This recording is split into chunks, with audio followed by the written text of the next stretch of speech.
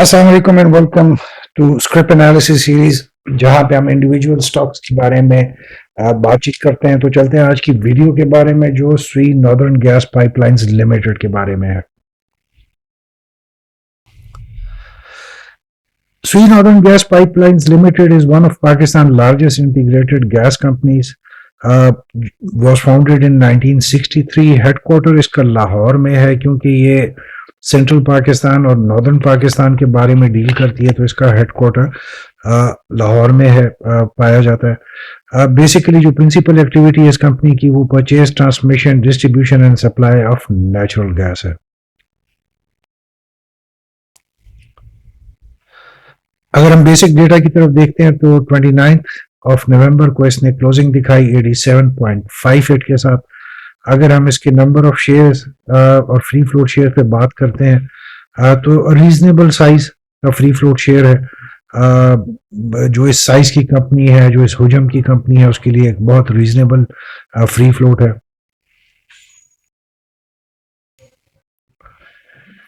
अगर हम लास्ट पे आउट की बात करते हैं तो इसने 45% डिविडेंड अनाउंस किया था for the period ending of 30 जून 2023 पे।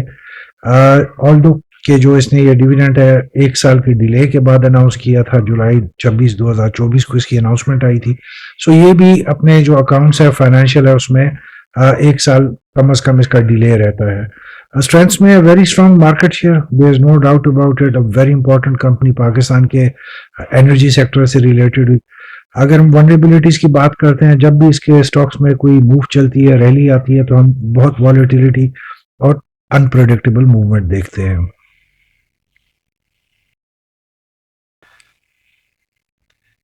बेसिक फैक्ट शीट में हम देख सकते हैं कि जो SNGP है, इसको as a private limited company 1963 में बनाया गया था। बाद में इसको कन्वर्ट किया पब्लिक लिमिटेड कंपनी जनवरी 1964 में।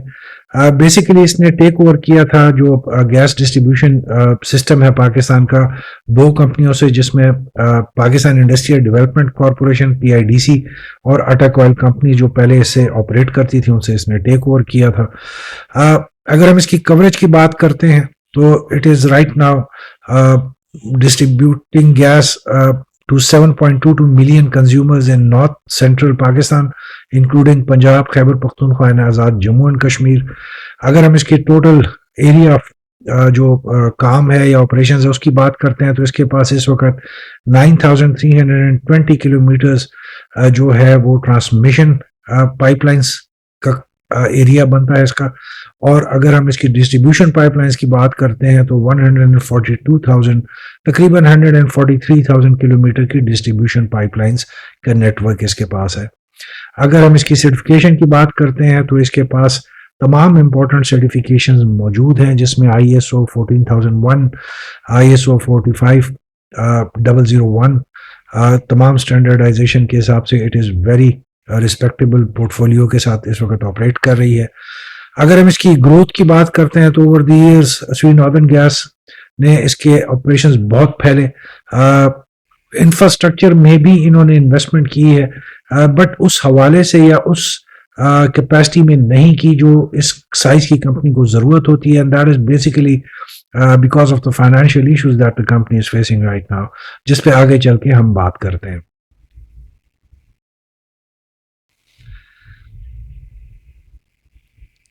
अगर हम इसकी गैस सप्लाई सोर्सेज की बात करते हैं तो बेसिकली इसके पास 2 मेन सोर्सेज आते हैं। जो पहला सोर्स है दैट इज सिस्टम्स गैस, जो लोकल रिसोर्सेज हमारे आते हैं, जिसमें स्वी फील्ड्स हैं या डिफरेंट अदर जो गैस प्रोड्यूसिंग फील्ड्स हैं, वहाँ से ही लेती है गैस को इनपुट लेता है अपने सिस्टम में।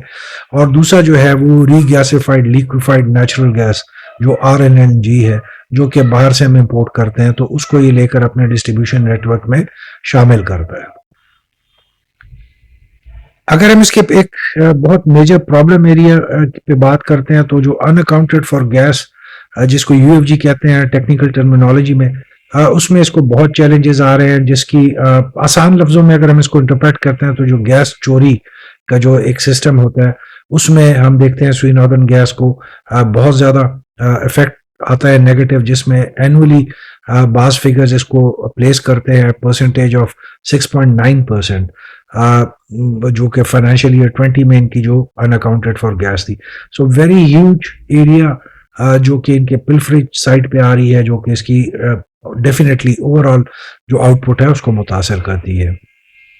इसी तरीके से अगर हम इसके सर्कुलर डेट की बात करते हैं तो it's is a huge circular debt, जिसकी वजह से इसके बहुत ज़्यादा फाइनेंशियल प्रॉब्लम्स आते हैं।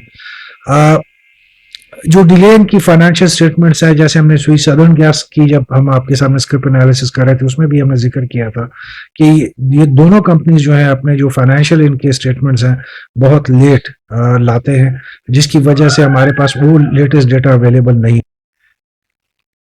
उसका एक मेन इम्पैक्ट जो होता है वो टेक्निकल एनालिसिस पे पड़ जाता है, क्योंकि हमारे पास लेटेस्ट डेटा की अवेलेबिलिटी नहीं होती और रिलायबल सोर्सेज से हम वो डेटा नहीं मिल सकता, जिसकी वजह से हम आपको अपडेटेड एनालिसिस थोड़ा सा उसमें प्रॉब्लम आता है हमें। अगर हम इसकी सब्सिडीज की बात करते हैं तो एसएनजीपी की कोई नोन बड़ी सब्सिडी इस वक्त नहीं है जो मार्केट में इसके सपोर्ट में हम देखते हैं कि काम कर रही हो। It is operating as stand alone entity के तौर पे ही काम कर रहा है। अगर हम इसकी रेवेन्यूज की बात करते हैं तो टोटल इसने 1.29 ट्रिलियन रुपीस के साथ, जो कि 4.5 बिलियन डॉलर्स बनते हैं, फॉर द फाइनेंशियल ईयर 2022 में डिक्लेयर किए थे। Very good amount.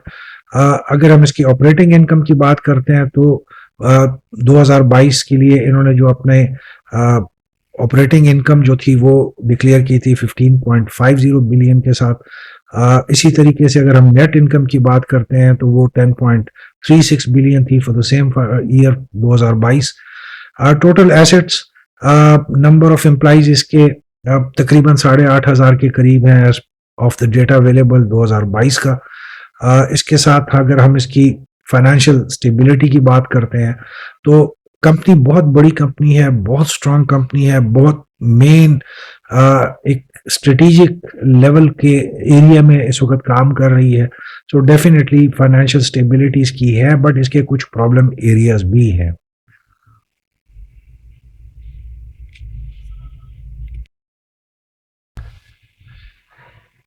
बाकी अगर हम इसकी फाइनेंशियल परफॉर्मेंस देखते हैं, जो इसके लास्ट क्वार्टर रिजल्ट्स इसने अनाउंस किए थे, जो सप्लीमेंट्री इंफॉर्मेशन इसने दी थी या गैस सप्लाई के बारे में, वो आप काइंडली वीडियो को पॉज करके भी देख सकते हैं, लिंक में भी आपको अवेलेबल होगा इन दी डिस्क्रिप्शन।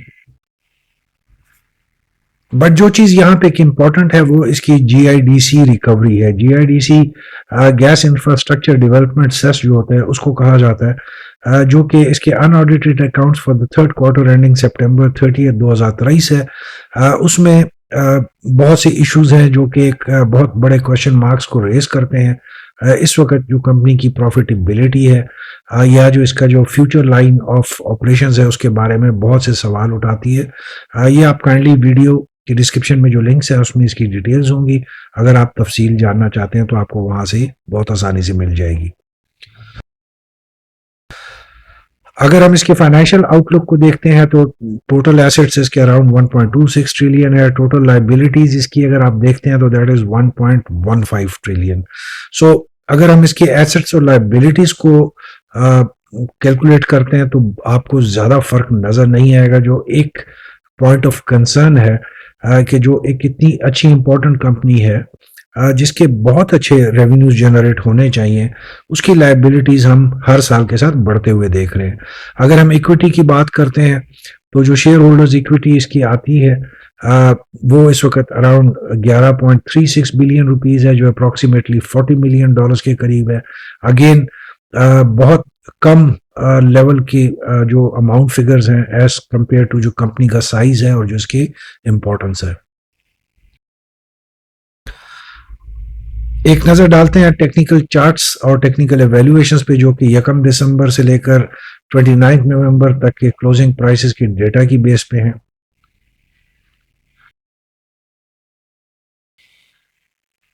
अगर हम इसके डे चार्ट को देखते हैं तो आप क्लियरली देख सकते हैं कि तकरीबन पिछले 12 महीनों में अच्छा साइजेबल वॉल्यूम जनरेट कर सकी है through out the year. Volume में कुछ पैचेस में हमें कम वॉल्यूम जनरेट नजर आता है, but that is natural. Overall बहुत अच्छे वॉल्यूम के साथ कंपनी ने अपनी प्रेजेंस दिखाई है स्टॉक एक्सचेंज में। अगर हम अपने स्टार्टिंग पैरामीटर और 29 नवंबर के दरमियान पे ट्रेंड लाइन को देखते हैं तो आप क्लियरली देख सकते हैं कि ज्यादा अप ट्रेंड में ही आपको नजर आएगा as far as the beginning and the closing जो टाइम फ्रेम्स है हमारे पास। अगर आप बाय एंड लार्ज देखते हैं तो ज्यादातर इसने इस ट्रेंड लाइन के नीचे सफर करते हुए आपको दिखाया है in the stock exchange. But इस वक्त मार्केट में इसकी एक बहुत अच्छी स्ट्रॉन्ग रैली जनरेट हुई हुई है, जिसकी एक बहुत पॉजिटिव ट्रेजेक्ट्री में इस वक्त मूव जारी है। अगर हम इसकी बात करते हैं सपोर्ट लेवल की, सो इस वक्त इसके पास एक बहुत स्ट्रॉन्ग सपोर्ट लेवल है जो कि 80 रुपए के करीब है। उसके बाद का अगर हम सपोर्ट लेवल की बात करते हैं तो दैट इज अराउंड 73 रुपीज 50 के पास इसका एक और नेक्स्ट सपोर्ट लेवल है। ये उन लोगों के लिए है जो इसमें इन्वेस्टमेंट कर चुके हैं या इन्वेस्टमेंट का इरादा रखते हैं। सो ये दो सपोर्ट लेवल्स आपको जहन में रखने चाहिए ताकि आप इसी के हवाले से अपने फ्यूचर डिसीजंस ले सकें।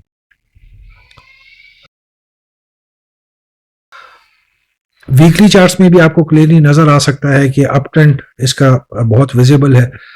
इसके नंबर ऑफ ग्रीन कैंडल्स पिछले एक साल में अच्छी जनरेट हुई हैं।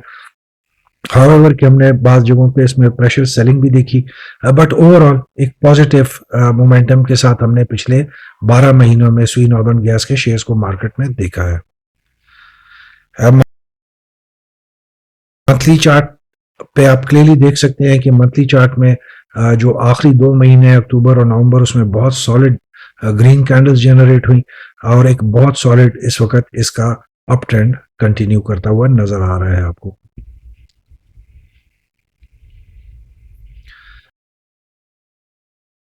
अगर प्राइस क्लोजिंग चार्ट में आप देखते हैं तो आप क्लियरली देख सकते हैं कि पिछले 12 महीनों में बहुत वॉलेटिलिटी दिखाई, बहुत इसमें फ्लक्चुएशंस हमने देखी प्राइस लेवल्स में। अगर हम इसके एक अच्छे जोन की बात करते हैं as far as the price is concern, so that is between 64 rupees and 74 rupees के 10 रुपए का जो ये एरिया है, ये इसका एक बहुत अच्छा एरिया है जिसमें इसने 12 महीनों में बहुत टाइम गुजारा। अगर अभी भी ये वापस इस एरिया में आता है तो it is a good safe zone for making an investment decision या एक्यूमुलेशन के पॉइंट ऑफ व्यू से।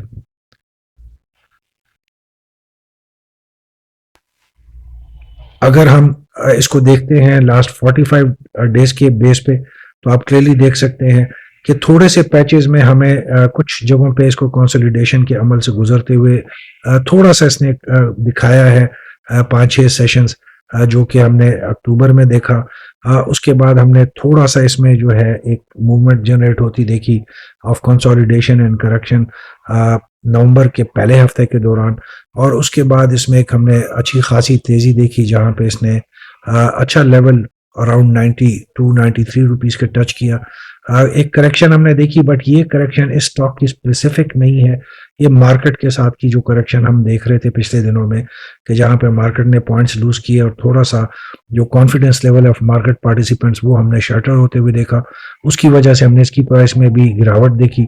बट अभी लेटली दोबारा ये एक स्ट्रॉन्ग अप चैनल में मूव करते हुए आपको नजर आ रहा है।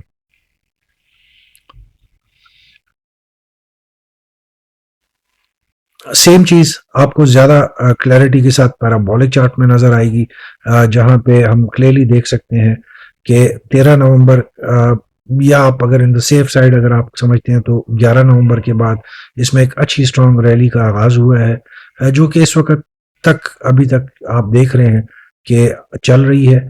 ऑल्दो कि थोड़ा सा हमने इसमें एक करेक्शन का पैच देखा, थोड़ा सा प्राइस को करेक्ट होते हुए देखा, बट ओवरऑल जो है इस वक्त strong momentum with strong volumes आपको स्वी नॉर्दर्न गैस के शेयर्स नजर आ रहे हैं। सो अगर आज की हम स्वी नॉर्दर्न गैस के स्क्रिप्ट एनालिसिस की वीडियो को कंक्लूड करेंगे, सो कुछ एरियाज हैं जो थोड़ा सा तवज्जो चाहते हैं, जिसमें ओवरऑल प्रॉफिटेबिलिटी जहां इसके नंबर्स हम मिक्स नंबर्स देख रहे हैं, जहां पे फाइनेंशियल ईयर 22 में इसने 2% इंक्रीज दिखाया। वहीं पे थोड़ा सा हमने बाद के सालों में इसके प्रॉब्लम एरियाज देखे। इसी तरीके से जो गैस कि जो इसका मिशन है कि अनइंटरप्टेड गैस सप्लाई को यकीनी बनाना, specially to the industrial sector, वहाँ पे हम देख रहे हैं कि बिकॉज इनका जो इंफ्रास्ट्रक्चर है वो थोड़ा सा पुराना है, गैस सप्लाई के भी इश्यूज आ रहे हैं इस वक्त इस कंपनीज को।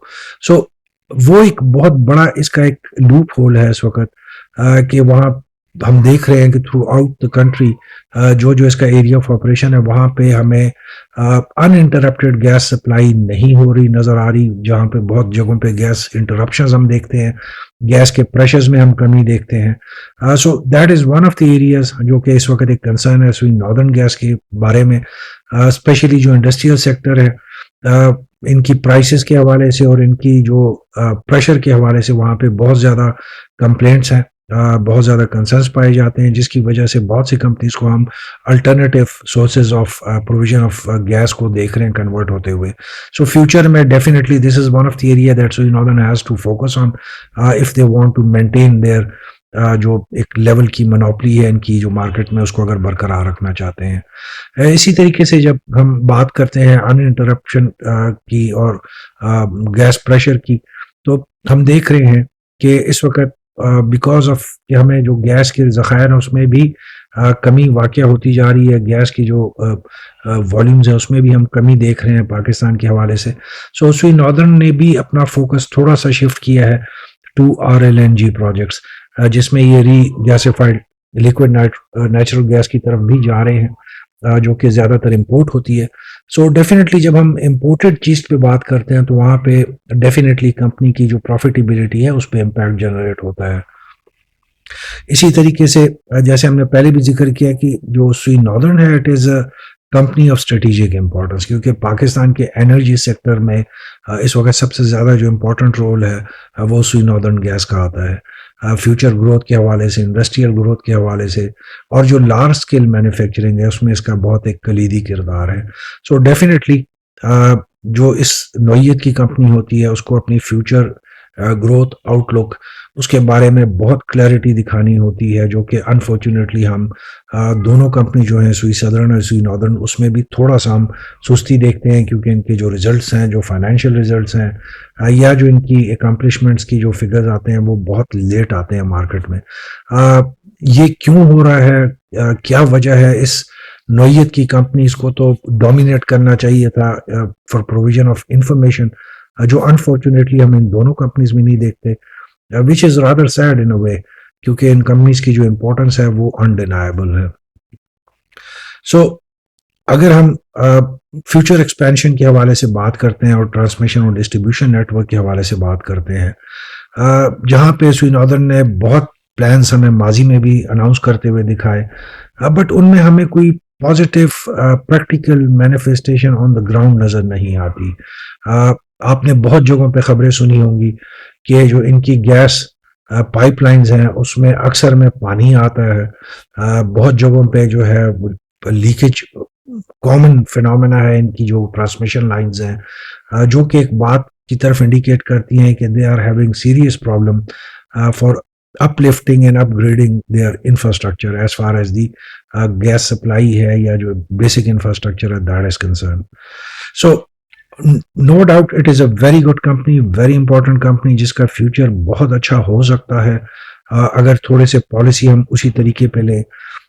सो recommended for short to medium term investment, क्योंकि नॉर्मली हम इन दोनों कंपनीज को लॉस नहीं देखते हैं unfortunately.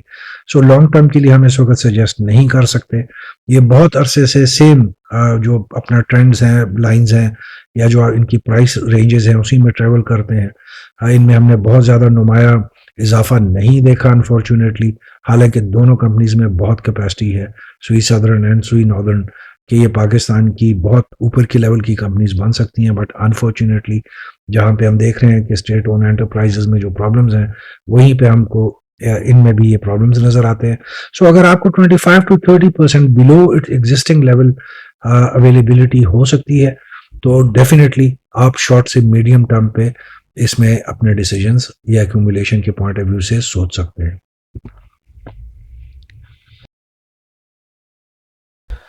So with this we come to the end of today's video of our script analysis. जो इस वीकेंड पे हम आपके लिए 3 वीडियोस लाए थे, उसका अख्तिताम हम करते हैं स्वीन नॉर्दर्न गैस पाइपलाइंस के साथ। उम्मीद है आपको आज तीनों वीडियोस अच्छी लगेंगी। अपनी राय और कमेंट्स और सजेशंस फीडबैक के साथ ज़रूर हमें आगाह रखें। Till we meet again, keep smiling, wish you all the best and stay blessed.